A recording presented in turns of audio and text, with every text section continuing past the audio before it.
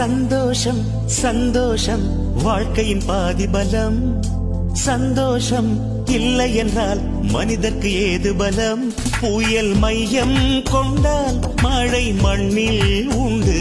எந்த தீமைக்குள்ளும் சிறு நன்மை உண்டு. ஓ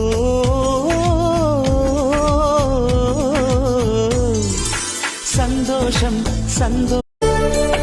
அன்னை ஊட்டிய பிடி சோற்றில் ஆயுள் முழுக்க பசி மறந்தோம்.